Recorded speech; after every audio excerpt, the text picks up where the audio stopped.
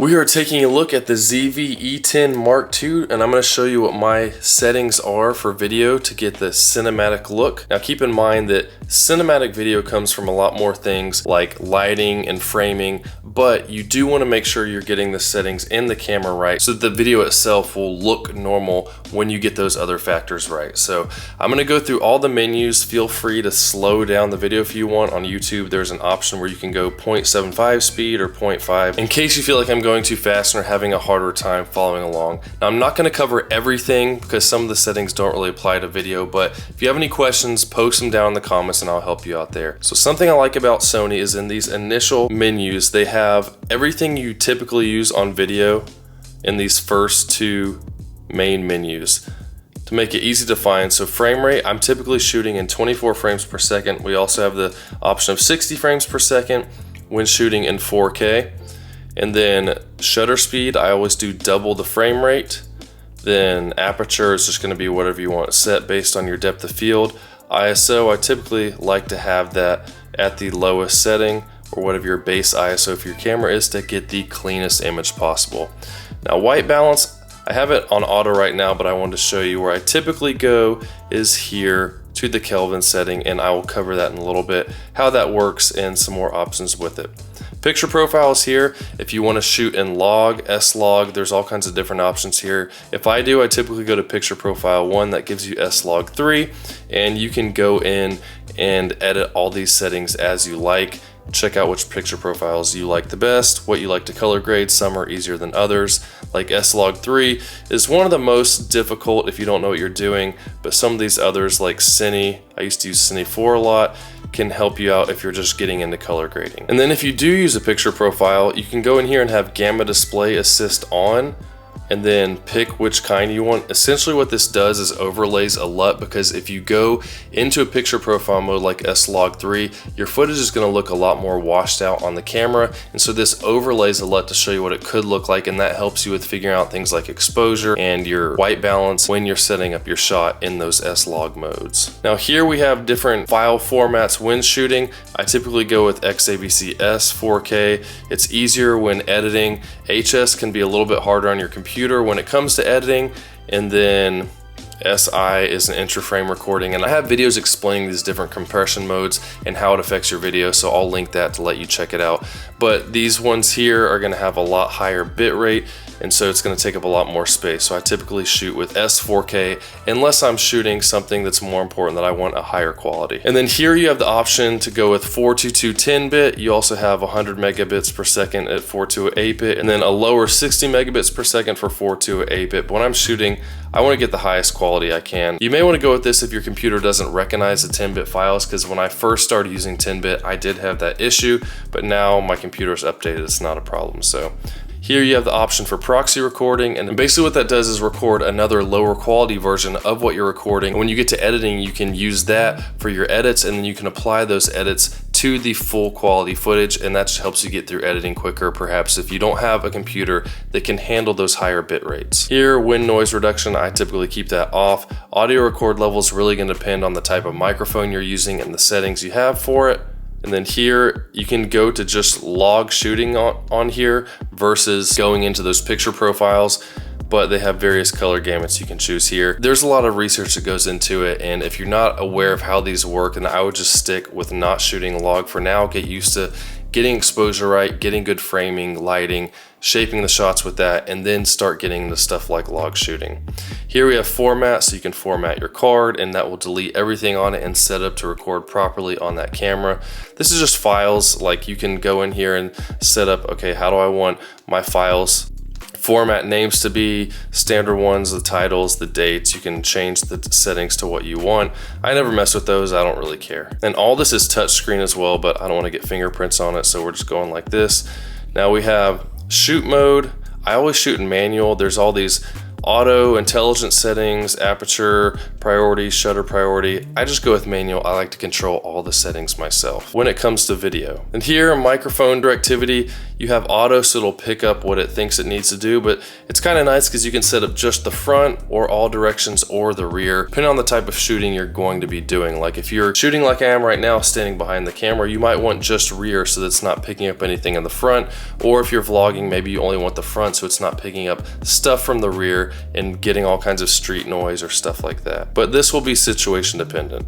Then we have steady shot. When you're in 4K mode, you only have off and active. And when you go to active, it's gonna crop in quite noticeably on your image. So be aware of that. If you're using a higher focal length lens, it's gonna get a whole lot closer. And the same with a wide angle lens, just be aware if you're gonna try to vlog with like a 16mm lens, it's gonna end up being a lot higher focal length and closer to your face if you're using steady shot in that situation. Now focus modes, I typically always use continuous autofocus, and if I'm gonna use manual focus, I'll just flip the switch on my lens to go to manual focus. And then we have focus area. I typically always keep it in wide, but there's lots of other options you can choose depending on your situation and what works for you. Subject recognition and autofocus I leave on so that it recognizes people's faces, and then you can set the recognition target. So maybe if you have people and animals in the shot and you want it to focus on the animals, you can set what you want, but I'm pretty much always in human. And then we get to the normal menu settings here, and a lot of these we already cover, but I'll just go through them quickly. So those various file formats you have, movie settings, the frame rates and the bit rates there. S and Q, this is something I don't use. If I'm gonna be shooting slow motion or doing a time lapse, I just set that stuff up myself. I'll use interval recording for time lapses, and then for slow motion, I'll shoot at a higher frame rate, like 60 frames per second, and then I will slow that down myself in post because I don't want the camera doing that for me. But when you go in here, you can set what frame rate you want it to be using, what your ending frame rate's gonna be, and then your record settings that you want here. So just depending on if you want to try that, that's fine, but I personally don't use it. Time-lapse settings, this is what I'll use if I want to do time lapses. And then log shootings, what we covered before. Proxy settings, so you can go in here and set the actual proxy files, which kind of file format you want, HS versus S. If you turn the proxy recording on, if you go to HS, and you can pick 16 megabits, 9 megabits, but you can see those file sizes that's recording are way smaller here. We've got resolution 1080p there. If we go to S, you've got 720p. Lens compensation, this is something I really like on this. I go with auto on all these, but breathing compensation is really helpful. I turn that on, and what that does is when you're using these still lenses, they're designed to shoot photos, so there's a little bit of focal length change when you're focusing on something further away versus close in, and if you're racking focus on your camera, that's going to be noticeable because the focal length will change slightly. But with breathing compensation, it crops in slightly, and that takes out the focal length change that you see when racking focus during video, but keep in mind that the way it does this is by cropping in some. And also, right now, I think this only works on G Master lenses, so if you buy some other lens or just have a cheaper one, it's probably not going to work, and that'll be grayed out kind of like that distortion compensation is. Then we have format. Again, that's formatting your card, deleting everything on it. Recover image database. I've had this happen once, not on this camera, but another Sony one, where it was having trouble reading the card, said it couldn't find it. So I clicked this, it freaked me out because I thought I was going to lose everything, but it actually did figure it out, fixed it, and I got my stuff back. Display media info, just shows there what you're shooting, how much time you have. Right serial number, you can turn that on or off. File settings we were talking about earlier. Camera set memory, this can be useful because you can go in and say I'm shooting a wedding and I have settings I want for inside based on how the lighting is, but then people are going to be going outside for pictures afterwards, so I can go outside ahead of time and maybe set all the settings I need for that based on the lighting and program it to number 2, and all the inside shooting I can program to number 1. And maybe I also want to have a setting for slow motion footage, I can set it to number 3. So rather than having to go through and change all those settings, you can see it saves everything that you have set right here. And so when I go outside, I can quickly go to number 2. It's going to change everything in the camera to those settings I preset there. And that can be really useful in live events like that and planning ahead of time. Shoot modes, manual like we talked about before, that's grayed out because I'm not shooting in any kind of auto. Silent mode settings, I don't mess with any of these. Audio recording is on. Again, this record level is going to depend on the type of mic you use. Auto out timing, I have live. I like to keep wind noise reduction off and just use things like this or a dead cat on my mics. Directivity we talked about, and then you can go in and choose what you want to show up as options when you have in that. I just leave them all set. This will depend on the type of microphone you're using. Time codes, a lot of this applies when you have a lot of other gear set up to your camera and probably won't be an issue for you right now. Steady shot we mentioned earlier. When you do have it on, something that's nice is that auto will detect if you have a lens that recognizes, but if it doesn't, you can go into manual and actually set the focal length of whatever lens you're using. Maybe you have an old lens you want to use, or it's just not recognized by the camera. So that can be useful, but most of the time auto works pretty well. Then we have zoom range. So the front toggle on here allows you to zoom in and out. If you're using a power zoom lens, you could have optical only, and that's gonna zoom in and out on the lens. But I don't have any of those. I typically set it to clear image zoom, and that allows you to zoom in an extra 50% on the image without any real noticeable loss in image quality, which is really helpful for shooting. And then there's digital zoom, and that's where it starts punching in more and more, and it gets really grainy really quickly. So I limit it to clear image zoom, and that allows me to zoom in and out with this toggle switch smoothly. Step zoom magnifications, options you have there if you're hitting a zoom button. Zoom lever speed, I like to set to 4, just kind of middle of the range for me, but you can test depending on the type of shot you have, how you want it to look. And there's different ones you can set for the standby mode, so maybe you want it to go quicker to zoom in and out with that clear image zoom or a power zoom lens when you're in standby mode, but then maybe a little bit slower when you're actually in the recording mode. And these are similar depending on how you're doing that zooming. Grid line display, I always turn on, and then I use the rule of thirds grid. There's other options you can choose depending on what you like to shoot with, but I have a video on the rule of thirds, how to use it, what it means, and it can help a lot with framing your videos. Emphasize record display. Basically what this does is when you push record, you get this red box there. You get a light up here that just helps you know that you're recording, because there have been plenty of times with old cameras that I thought I was recording and I wasn't, and it can be a pain. Although, you know, maybe if you're in a dark room and that light's gonna possibly reflect off something, you don't want that to happen. Keep in mind, situation dependent, but I almost always keep it on. Then we have marker display is off, but when I turn it on, the only one I personally use is this aspect ratio. So 235:1 is what I'll typically use if I'm wanting to shoot like a 21:9 aspect ratio. So you can frame based on that. So now when we go into the camera, you can see these white lines here. So I know when I get to editing, the top and bottom is going to be cut out, so I can make sure I'm framing based on my subjects being within those white boxes. Otherwise, I'll just turn it off and use the typical 16:9. I've also before used this 4:3 for a older square TV look for a video, and it just depends on what you're doing, what your project, but there's lots of options available. There's other things too you can add in safety zones, guide frames, but I don't use any of that, just the aspect markers. Now for this, I haven't used any of these. These are newer settings, I'm not familiar with it, but cinematic vlog settings, I'm pretty sure that just adds on, yeah, it cuts off the top and bottom. Similarly there,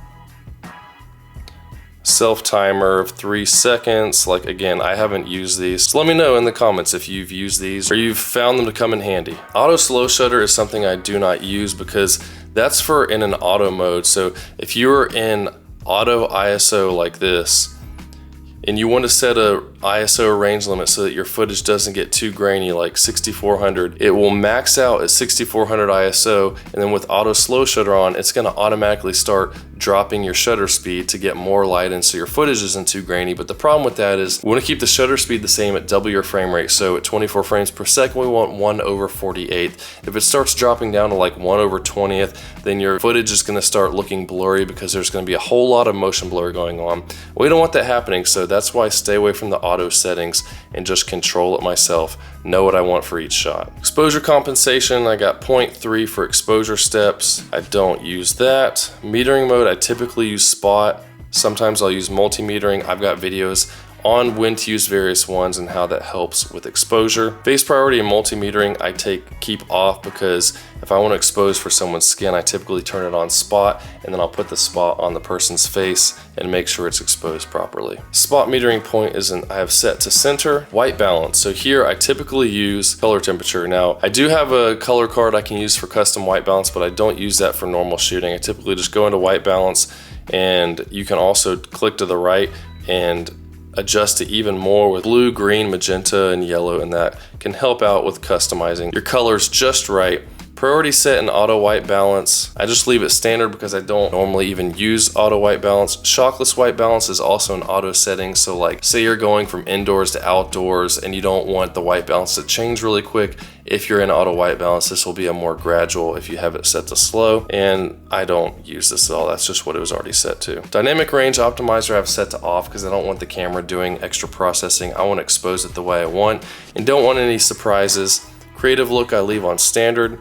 Picture profiles we covered earlier, depending on what you want to use. Most of the time I have it off for normal shooting because I don't want to take the time to do extra color grading just for normal YouTube videos. And you can select LUTs in there to overlay like we said, but one nice thing is you can also, if you do get into using picture profiles and you have certain LUTs you use, you can import those in and then overlay them yourself so you can get an even better idea when you're shooting of what it's going to look like based on the LUTs you typically use. And that means lookup table. Soft skin effect I have off. I don't want any extra special processing done by the camera. Zebras I have off, but when I use them I typically set it to 100 plus when they show up. I have videos explaining what zebras are as well. Now when it comes to autofocus settings, I'm almost always in continuous autofocus or manual, and most of my lenses have a autofocus manual focus switch, and I'll just use that to switch it on and off. I've never used this newer preset focus zoom, but something to look into. Let me know if you're aware of that. Autofocus transition speed, that's gonna control how quickly, if you're using touch focus for example, it's gonna focus from the foreground to the background or from one subject to another. I typically use it in the middle of the range unless I know I'm wanting something to go a lot slower or quicker depending on the scene.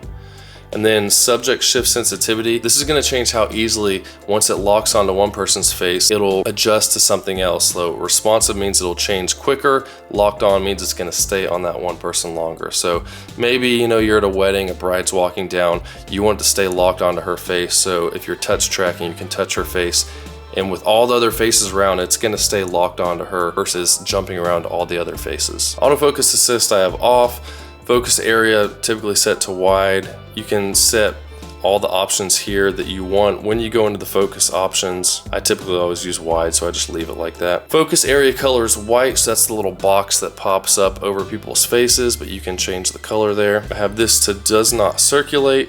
Auto frame movement amount I have to standard, but you can make it larger. Subject recognition and autofocus I leave on. We talked about the target being human, and you can select if you even want those options on there. So maybe you only wanted animal and human, you could take bird off. Right eye, left eye select. So I just leave in auto typically, but it could be maybe you're shooting from one side of a person and you want it to stay focused on the closer eye and not jumping back and forth. You could set it to right if that was a closer, but I typically always have that in auto. I have subject recognition display on, and you can register people's faces as well. Again, back to that wedding example, I could register the bride's face and set it in there, and so when it sees her, it's gonna give a higher priority to her versus all the other faces around her.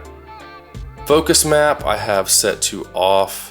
Focus magnifier, that's just if you want to punch in to check your focus.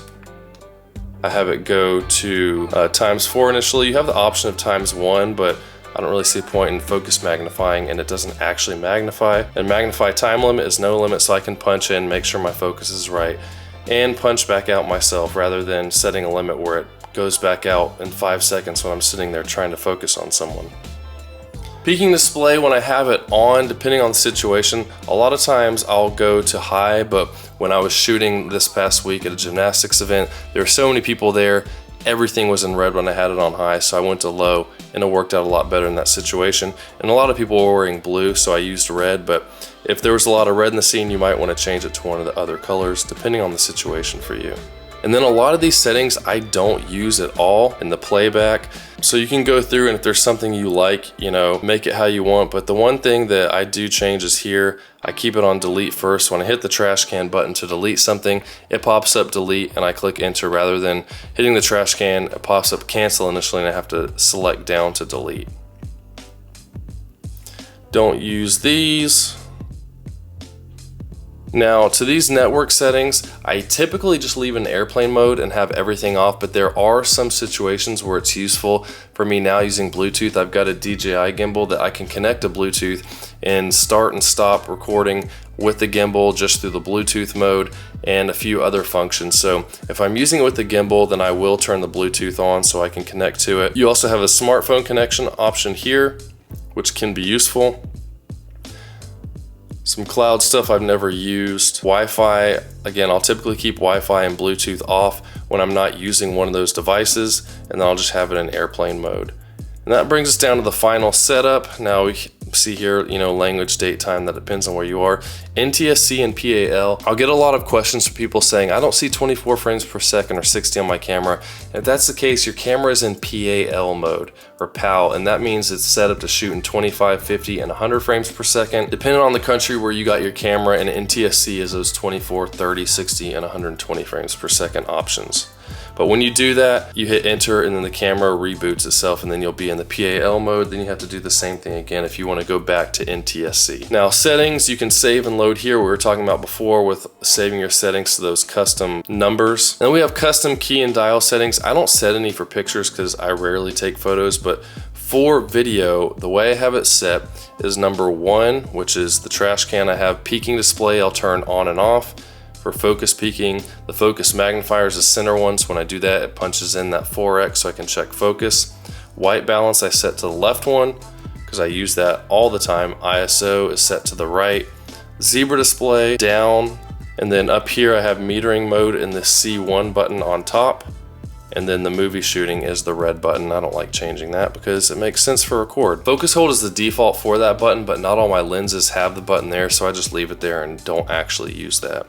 And then for aperture and shutter speed, I have set to where this top dial here changes aperture, and then spinning this changes the shutter speed. I also don't set any custom key settings for playback, but for function menu I do.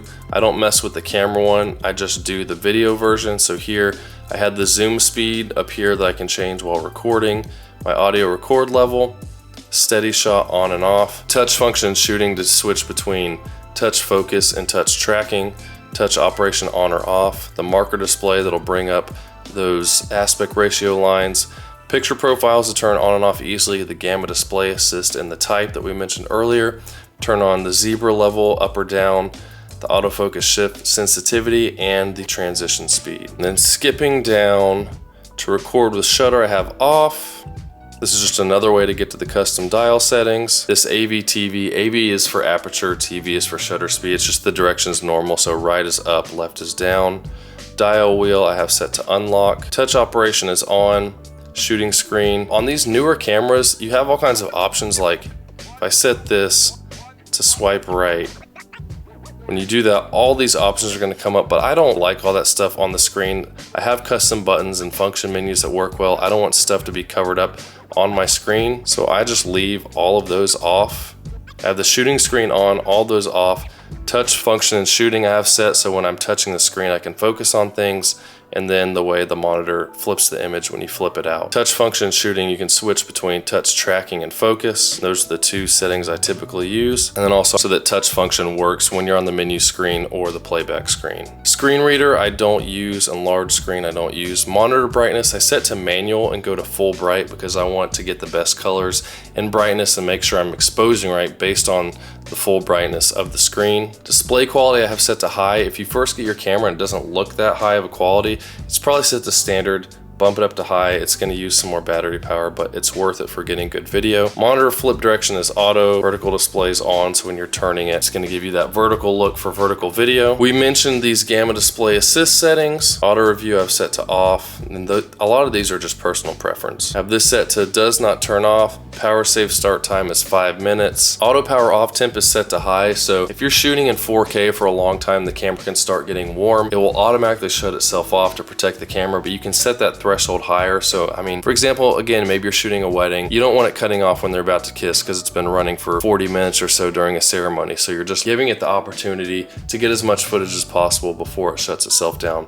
Obviously, you don't want to be doing that all the time where the camera's having to shut itself down from getting too hot, because it probably will start to damage it after a while. Then playback volume, that's just, you know, set to how you want when you're watching your video. Various audio channel options is going to depend on the type of audio equipment you're using. Same with USB connections and what you're using it for. HDMI is the same way. If you're using external monitors, your settings are going to be based on the type of monitor you're using. And then video lights, that's just the default setting I don't mess with. The video record lamp we talked about, pixel mapping, and all these aren't really applicable for the video. And then you also have a custom menu you can go in and set stuff that you use quite often. I used to use these a lot, but with the way the menus are set up now, pretty much everything you need all the time is on these 2 pages and easy to access, along with all the customization you can do. Those are all the settings I use for the ZV-E10 Mark II. Let me know in the comments if you have any questions. Hit that like button if this video was helpful, and I will see you in the next one.